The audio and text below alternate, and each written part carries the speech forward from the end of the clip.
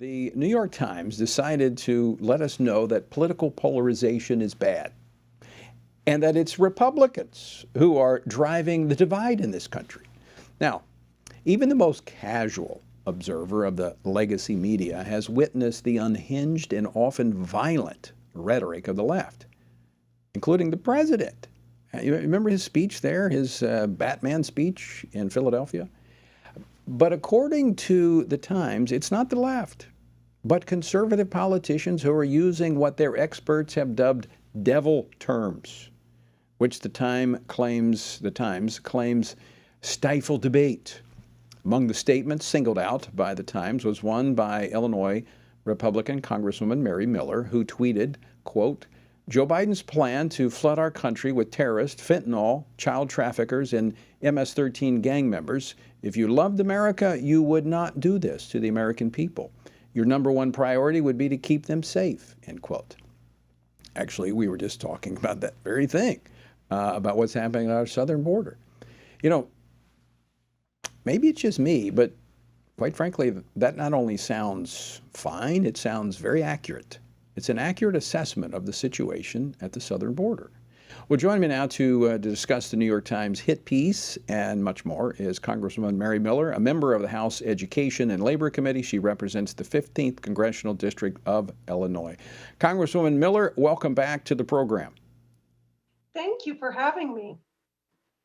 Now, I have a lot to say about this article, but I'm going to give you the first shot. Your reaction to being singled out. You are in the very first sentence of this lengthy New York Times hit piece. What do you make of it?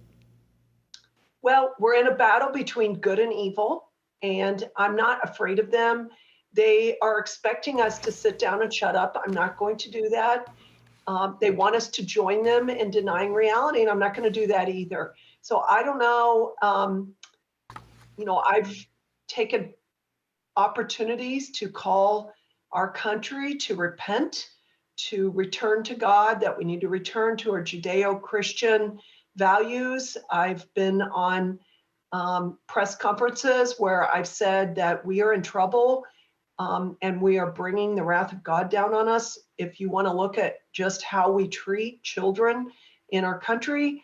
And so I don't know if that's behind it or if they think I'm an easy target, but I'm not. I actually laughed about it. And the other thing that's funny is how few people that I've talked to read it, because they've made a mockery out of themselves. People don't even read their paper. I would wholeheartedly agree with that. But I do want to point out something. I played this at the top of the program. You were one of the quotes that they pulled from you was this, and you basically just said it. You said, "We are at war for the heart and soul of our country." And then they say you went on to say Christ is on our side and we will prevail. Now, I have a clip of President Biden, who they didn't mention in this piece. In fact, they've just in passing mentioned a few Democrats, but I cannot count the number of times I've heard President Biden say we're in a battle for the heart and soul of our nation. Let's play that clip again, please. This campaign isn't just about winning votes. It's about winning the heart and, yes, the soul of America. To overcome these challenges, to restore the soul and secure the future of America requires so much more than words. A reminder that we remain in an ongoing battle for the soul of America. I ran for president because I believe we're in a battle for the soul of this nation. We remain in the battle for the soul of our nation. When I look around at all of you here today, I know we'll win that battle. Mm-hmm. Just by bringing that up, and he's been doing that since the campaign, we're in a battle for the soul, that evokes a spiritual connotation. So for you to take the next step and say that we rely upon Christ, that we know this is a battle between good and evil, he can get away with it in the eyes of the media. But those who fill in the blanks and realize that, yes, we are in a spiritual battle, they're the ones that the legacy media goes after. Right. Well, they're counting on, or they're planning on counting that Americans are going to be bamboozled by their disinformation campaign. But I know from traveling around my district, Americans are not. They're going to lose. I believe they know it, and they're desperate. they're name callers. And, there's a lot of scriptures we could use against them, but a tree is known by its fruit, and a politician is known by their policies. And, even when I ran against, I had quite a campaign in my primary. I don't look at other humans as my enemy, but I ran against my opponent's record. Votes become policy, and policy affects people. And if he wants to talk about extremism, look at their policies. Shutting down our energy is going to bring us to our knees. It is propelling China to be the world leader, opening our border to crime, fentanyl, all that, transgendering our children. These are things that the American people are not in agreement with, and they're going to lose.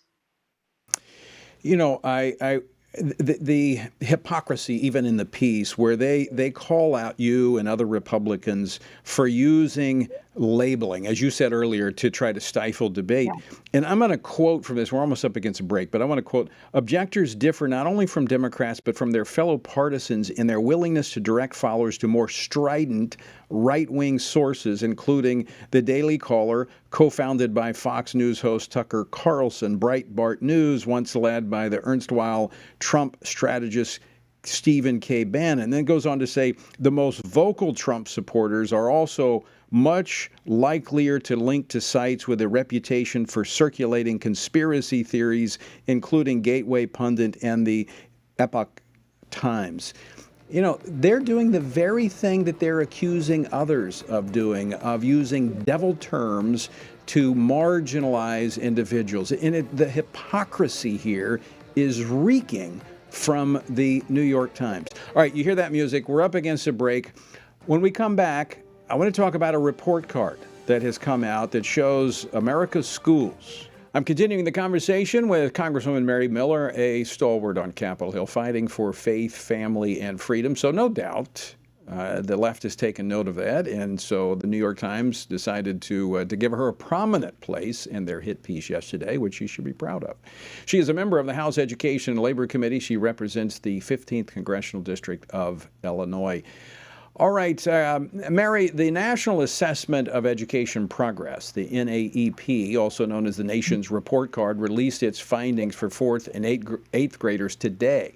Nationally, the average mathematics score for 4th graders fell 5 points since the last time the test was taken 2 years ago, while the score for 8th graders dropped 8 points. This is the largest drop ever recorded. Now, I'm sure and the Secretary of Education already blaming COVID, and if it's not COVID, it's climate change. But certainly, I think we should take note of the misplaced emphasis that's happening in public school classrooms. Your thoughts? Well, I'm the mom of 7, grandma of 19. I've spent time in public, private, and I home educated my children. And I can tell you in all those educational settings, the one issue I always had was lack of time to get to all the important things there were to instruct the children, to get, the core subjects mastered, to make sure the kids were mastering those core subjects. Public school is wasting our children's childhood. Our kids are the greatest resource of our country. They are the hope and future of our nation. And this should deeply concern people. The unions are ruining our country. They're ruining our children's education. We need to shut down the Federal Department of Education and return education to where it belongs, to the families being in control and communities. Community schools should be allowed to reflect the values of the community where they are, and parents should be fully engaged in their children's education and the curriculum choices. Now Mary, I know that the COVID pandemic, where schools were shut down, obviously had an effect. Of course, we had many of the educational unions that you just made reference to were the ones that didn't want to open the schools back up, and so they kept kids isolated and at home. So I'm certain that is a factor. So we should be in the makeup process of trying to catch up for that lost time. But this administration seems to be disproportionately focused on sexualizing our kids with all this gender nonsense, and quite frankly, it's not nonsense, it's insanity, as opposed to teaching them to read, to do math. When does this craziness stop? I mean, how far do we have to go before they realize that they are leading our children down a destructive, dead-end path? Well, this is just evil. The way we treat our children shows where we are as a culture. But the positive thing is the left, the Democrats, the teacher unions that are promoting this have gone too far. People are getting engaged in a way that they never have. I cannot stress to people enough to find out what your kids are learning. Ask to see the curriculum that your kids are learning from. Go to the school and ask to visit, and run for school board. And I want to encourage people, Hillsdale College has a free course now, how to run for school board. We have got to hold the people that are running the schools accountable. And in the meantime, if you're able, I encourage people to take their kids out of public school. I want public school to be excellent. I don't want to abandon public schools, but it's a dangerous place for your children to be right now. Could not agree more. I do not think we should abandon the schools. I think, believers who feel called should go into our schools as missionaries. I believe that we should run for school board. In fact, FRC Action has a similar resource available for training people to run. We've trained over 1,500 people to run for the school board. But that said, I do not think we should put our kids in the public schools. I think as parents, we are given both the authority and the responsibility to educate our children. We can delegate the authority, but we cannot delegate the responsibility. God will hold us accountable for what our children are taught or not taught. And frankly, given where our public schools are today, for the most part, and I'm speaking generally, our kids would be better off if you just give them a book and sit them under a tree, as opposed to sending them off to a school where they're being indoctrinated. Or studying a lie. I mean, telling our kids that they came from nowhere, they're not here for any purpose. And I tell people all the time, you can bias materials two ways: by what you include, and then also by what you choose not to include. And we have kicked God and we have kicked our Judeo-Christian values out of public school. There's teaching our kids skills, but the bigger life lessons that they need to know about, that have to do with our Judeo-Christian values have been removed from the public school curriculum. And that's a reason in itself to take the kids out. And then the hypersexualizing of our kids is like, people run away from it. Take your kids out. My husband and I sacrificed to take our kids out, and we have zero regret. And now all of our children are homeschooling their children or making sure they have a Christian education. Yeah, I echo that. We're very grateful. We've still homeschooling our youngest, but grateful for that. My wife's done a great job teaching all of our children. I've been a great principal, but she's been a great teacher. Mary, always great to talk with you. Thanks so much for joining us, and thank you for standing up. We appreciate it.